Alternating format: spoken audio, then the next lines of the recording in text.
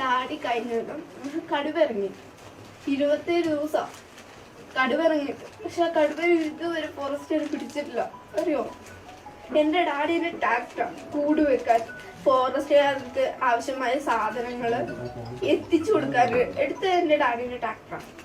അതിനെല്ലാം എൻ്റെ ഡാഡി സഹായിച്ചു. പിന്നെ എന്തുകൊണ്ട് എൻ്റെ ഡാഡിക്ക് ഇത് പറ്റി? വയനാട്ടുകാരിൽ മൊത്തമുള്ളൊരു കാര്യമാണ്. വയനാട്ടിൽ 3/4 ജനങ്ങളെ ആന, പുലി, അവരെല്ലാം കടുവ എല്ലാം, കാട്ടുപോത്ത്, പന്നി, കുരങ്ങ്, എലി എല്ലാം ശല്യ. എൻ്റെ ഡാഡി ഒരു കർഷകനാ, നെൽകർഷകനാ എൻ്റെ ഡാഡി. ഡാഡി കഴിഞ്ഞെല്ലാം പയറൊക്കെ ബെതിച്ചിട്ട് പാതിയോളം പക്ഷി കൊത്തിക്കൊണ്ട് പോവാ. അറിയോ? അതിന് പക്ഷി കൊത്തുന്ന പക്ഷിക്ക് ഭക്ഷണം ഇല്ലാത്തോണ്ടാണ്. പിന്നെ എന്തുകൊണ്ട് ആന ഇങ്ങോട്ട് ഇറങ്ങുന്നത്? ആനക്ക് കാടുണ്ട്, കാട്ടാനകൾക്ക് കാട് ഇഷ്ടം പോലെ ഉണ്ട്. വയനാട്ടിൽ തന്നെ എത്രയോളം കാടുകൾ കിടക്കുന്നു, കാടില്ലേ? പിന്നെ എന്തുകൊണ്ട് കാട്ടാന നാട്ടിലേക്ക് ഇറങ്ങും? നാട്ടാനകൾക്ക് കാട്ടിലേക്ക് കയറാൻ പറ്റൂല. ഒരു കാര്യം, കാട്ടാന പിന്നെ എന്തിനാ നാട്ടിലേക്ക് ഇറങ്ങണം? കാട്ടാന കാട്ടിലിറങ്ങിയാൽ മതി, നാട്ടിൽ ഇറങ്ങണ്ട. അതിനൊരു സംവിധാനം ഒന്ന് വയനാട്ടിൽ ചെയ്തു കൊടുക്കണം. പിന്നെ എൻ്റെ ഡാഡിക്ക് സംഭവിച്ച കണക്ക് ഇനി ഒരു മനുഷ്യർക്ക് പറ്റാൻ പാടില്ല വയനാട്ടില്. ഞാൻ കരഞ്ഞ അത്ര വേറൊരു കൊച്ചു ഇനി കരയാൻ പാടില്ല.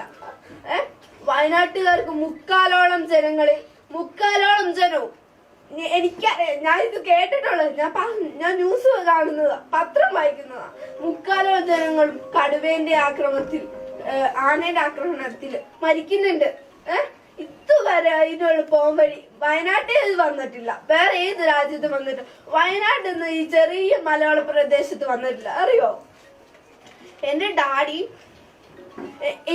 ഇവിടെ 3 മാസം മുമ്പ് ഇവിടെ ആന ഇറങ്ങിയായിരുന്നു. ഒരു പ്രശ്നം ഉണ്ടാക്കിയിട്ട് എന്റെ ഡാഡി കുറച്ച് ചേട്ടന്മാരൊക്കെ കൂടിയിട്ട് അതിനെ അക്കരെ കയറ്റി വിട്ടു. പക്ഷെ ഈ ആന ഇവിടെ വന്നപ്പോ എന്റെ ഡാഡി ആ ചേട്ടന്മാരൊക്കെ തന്നെ ഇതിന്റെ പുറകെ ഓടിയത്. എന്റെ ചേട്ടൻ, എനിക്ക് വേറൊരു ചേട്ടായി, ആ ചേട്ടായി അടക്കം, ചേട്ടായി മാറി, ചേട്ടായി ആന ഇളകിയത് കണ്ടപ്പോ ചേട്ടായി ഓടി, എന്റെ പുറകെ ഡാഡി ഓടി. ഡാഡി ഓടിയിട്ട് അവിടെ എത്താൻ പറ്റാത്തോണ്ടല്ലേ? എന്റെ ഡാഡിക്ക് പറ്റിയ കണക്ക് വയനാട്ടിലെ ഓരോ പുരുഷനും സ്ത്രീക്കും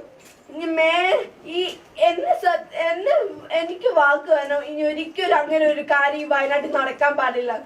കാട്ടിൽ എത്രയോളം ഭക്ഷണങ്ങൾ കിടക്കുന്നു ആ കാട്ടാനയ്ക്ക്. വെള്ളമില്ലേ? പിന്നെ എന്തുകൊണ്ട് കാട്ടാൻ ഇവിടെ വന്നു?